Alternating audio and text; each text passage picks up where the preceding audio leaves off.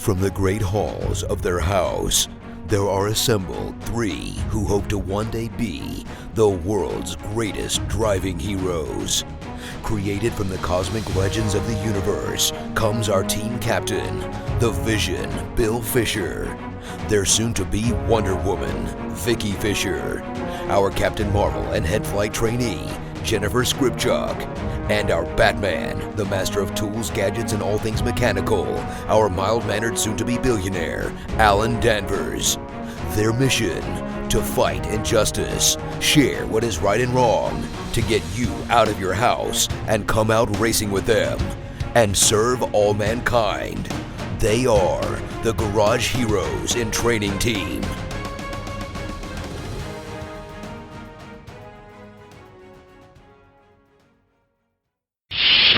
Captain's Log Supplemental.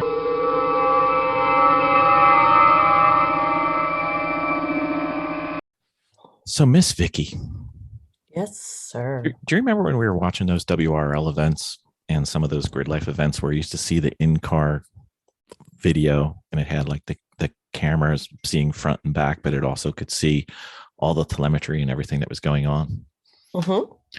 You know, most of the ones that we liked were taken by the Sentinel system. Remember James came on our podcast earlier? Right.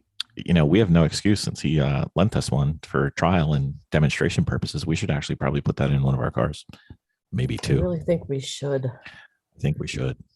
I know. Because then we'd look like the immature endurance racing team that we are. Oh, wait, I mispronounced that, didn't I? Sorry, my bad.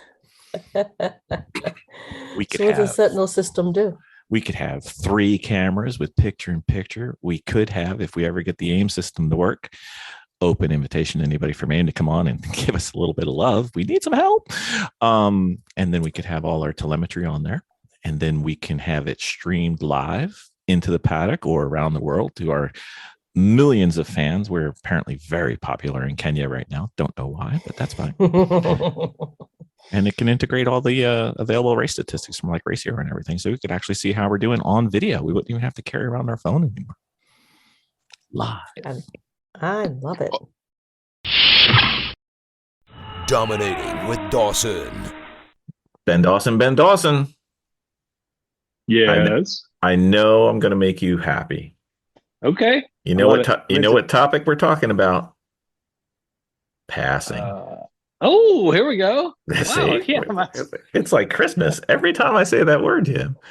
I did like a little 80s shoulder dance. I know. A little running man, little what's a dental floss or something? Mashed potato, the Watusi. The Watusi, the Batman one, whatever, but he doesn't. Anyway. Wow. Did you ever see the one with what was her name? Anne Margaret. Anne Margaret. She's dancing and they have her dancing to like Metallica song or Disturbed song. It's very fun. Oh, really? I'll send it to you because the song frequency matches and it's very funny. I would check out Anne Margaret doing anything. Pretty much, yeah. Anyway, as I leave for the bathtub. So, Ben, here is the latest deep dive into passing. One little bit. But I think it's not only helpful for the passer, it's also helpful for the person being passed. And it's useful for HPDEs especially, but also, I think, just as likely to be useful in a race. So, how do you properly present for a pass? It's there are more than one ways to do it. Absolutely. But in the kind of thing that we're doing, they see you coming. You've been approaching for a while. Hopefully, they're paying attention. They see you headed their way in your mirrors. I like to present by on the way to the pass. I'll go ahead and try to offset my car like a half a car width on a straightaway. Just say, hey, kind of hint toward, hey, here's what's likely to happen when I do get to you. May not be this lap, but I'm probably going to pop out. So I'll kind of telegraph. I mean, nothing we're doing is a secret. Like, we're not trying to trick or fool anybody. There doesn't need to be any chicanery in endurance racing. No surprises. Surprises are There bad. shouldn't be any surprises. We're all amateurs at this. We all got kids and people that wants to come home. So we want to be safe about our passes. And I think one of the ways to do that is kind of telegraph the move you're going to try to make. And if you get there and the person slams the door, tries to block you, then you know you're playing a different game and you will present yourself for the pass next time in a very different way. Mm-hmm. But anyway, I digress. I'm sorry that's We haven't gotten to the dominating with Dawson part. We're just doing the Dawson part now. Yeah. So I mean, and then when it's time to make the pass, I've said this a number of times on here, but I would much rather make a pass on the way out of a corner than on the way in. I'll do it anywhere, but it's easier and safer to me to time my stuff right. Maybe back off a little bit on the entry so that I know I can carry more speed through the corner and kind of be overlapping that car's bumper on the way out, just drive past them. Because usually if you've got a car that's slow enough to get past, you can usually use a corner or two just to go ahead and get by them on the way out, rather than popping out last second on the way into a corner and jumping them and going into the brake zone or something like that. Even if it's not a certified TM trademark dive bomb, it's just I don't think it's the easiest way to do it because people are already kind of set in their mind as far as their turn in. You know what I mean? Like, yeah, whether they're aware of you or not, they're like, I'm turning in. Surely they're not going to do it. So if you are going to do a pass on the way in, go ahead and pop out with plenty of time for that person to see you and think about it. Don't surprise anybody with a pass on the way in. And I much prefer to do them on the way out. Does that answer your question? That I can't even remember which premise. It does. I always think of it on why I like to pass on the way out is because usually the person if you're coming on the turn inside of the turn pre-apex, they're planning on going where you're planning on going. Right. Yes. So unless, there is a chance that they just don't see you because those people do exist. The chances of them wanting to go inside of you when they're trying to track out, you're going away from where they're going. Yep. So it's one is a cross and one is a Y, and I'd rather have the Y. Miss Vicki, what about you for presenting a pass? What's your philosophy? I just pass them. I just do. Set them up and knock them down. I come up on them. I show myself. What does that mean to you? I just present. Oh no, that's you just kind of go up, let them.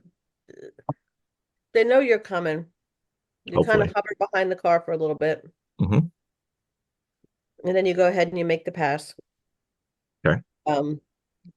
Once you know that they know you're there, predictability of it, but also just kind of know what the car is doing in front of you. Honestly, I mean, he's already establishing a pattern. So, and if there's a way of kind of like getting a little creative on the track and passing offline. I thought for sure you were going to do the ambulance following pass. That's one of your favorites. No. But and we've mentioned this before. It's kind of tricky when you're racing with a small group of cars and training your brain to drive offline to maneuver around them, especially when you're battling. Those are fun though. Yeah, they are, but it's kind of mind bending a little bit after you're so used to driving the line to figure out a way of, getting them around a turn and then on the way out, but you have to do that offline. It's bizarre. That's the biggest strength I think you get from racing in Lemons, because they're driving offline is basically the entire race. Yeah. So, all right, Ben. So we talked about the more friendly pass. We did not add my personal favorite. If I'm the person that is being passed, I know this is foreign to you, Ben, but there's this thing you can do. You can tap your rear view mirror, which always makes me feel better when I'm the passing car to say, hey, I don't have to guess if they see me. I know they see me, which is a lovely feeling on the inside. Because sometimes you get those cars, 100%, you know, they don't see you. Those are the ones Yeah. that are joyous. But Or you can do a point too. A point battle will do the points. same, right? Yep. Yeah. Well, this is like if you're going into something where you probably don't want to be passed, but you see him and you're like, we're gonna take care of this right after this little incident here. Yeah, I got you. Yeah. Um, we talked about the friendly pass. We talked about the should everything go well presenting for a pass. Mhm. What about the you talked about it, you hinted at it a little bit, the more demanding of a pass. Yeah. Well, those typically are ones where they're more competitive passes between two Mm-hmm. more equal cars. So you're likely to have more lead up to the pass Mm-hmm. and more chances to watch how this person gets around the course. It's also gonna be a time for you to be building up like, oh, I'm a little bit better here. I'm a little bit better here. I'm significantly better here. But even with those, I'm still going to try to execute the pass on the way out. I'm just going to try to find where this person is worse on track versus where I'm better, and I'm going to Mm-hmm. try to maximize that advantage. Just probably again by like backing off a little bit and let them have their way into the corner, knowing I'm holding back a little bit because I'm faster than them through that corner enough that I know I can give up a little bit on the way in, but really jazz that speed through the corner, and then as we're on the way out, they're not going to have much chance except to get past. Right. I always think of those more along the lines of I'm not really presenting for a pass. Like a presenting for the pass to me is one where there's a disparity between the cars, and Right. this is just a matter of it's going to happen, and Yeah. do we wish to cooperate or not? But when it's like the tight one, I feel less inclined to pass or present the pass. Like I'm not going to pop out a car with. I'm going to stay right behind him. I'm going to get really close right before I want to pop out, and then I pop out at my chosen spot, and hopefully I've done my homework and my skills hold out. Yeah. And you can pull plenty of like, hey, I might do it here, I might do it here. Not necessarily fake outs, but you can just offset your car a little bit just to get the person off balance. Think like, oh, are they going to try it here? They're going to try it here. You don't Mm-hmm. have to actually do anything. You can just be on a slightly different line, especially if they're going slow enough that you being offline is not going to really affect you that much because you're going to run right back up on them anyway. You can kind of get in their head a little bit and mess with them. I'm still not going to say you want to do anything subterfuge or surprise. Like there still shouldn't be No. any dishonesty or surprise, but you can shake them up a little bit, let them think it's going to happen here, let them think it's going to happen there. Then when you're actually going to stuff it, on your way out, of the corner, hopefully, once you do it, they're probably so rattled that you probably already forced a handful of mistakes, and this person's probably gonna be relieved to have you just go ahead and get on by. Yeah, the ones where you're passing someone of similar speed skill, those never bother me. It's the ones that bother me are the ones where there's an obvious disparity in either car or skill, Yeah, and they have decided that in order to prove their worth as a human, that yeah, they shall pull a Gandalf and say, "Thou shalt not pass me," because I am better than thee, and they're not. And those are the ones that I'm just like, what are you doing? yeah, yep. That was like me in that crazy super fast 944 at our last VIR race where this Mm. guy, I'd pass him and he'd shoot back by with all the power on the straightaway. That pass him back. Finally, I just had to pass the shit out of him. Like, this is done. Stay back there. You will be behind me. You know what I just realized, Miss Vicki? Mhm. We are 7 months away from From VIR. us being able to tell Ben about something at VIR, Yeah. as Can't opposed to wait. Ben saying, "Hey, turn 65.4 Grand Course full, Colonel's left-hand turn optional club course. What you need to do is take Yeah. the oak tree past the carousel to the roller coaster, and be careful of the, don't forget to pick up the chips on the way in. We're gonna actually know what the hell he's talking about soon." That's right. I'm excited. We are signed up and ready, sir. Hell I yeah. like it. That's right. VIR coming soon to a VIR in late June next year. It's going to be That's like lucky 100. dog. Yeah, lucky dog. It's going to be like 5,000 degrees. Bring your cool shirts. We will. We might actually have the one for the garage area. Yeah, that'd be You awesome. just plug in and just sit there and go. You have to stay plugged into that thing all weekend.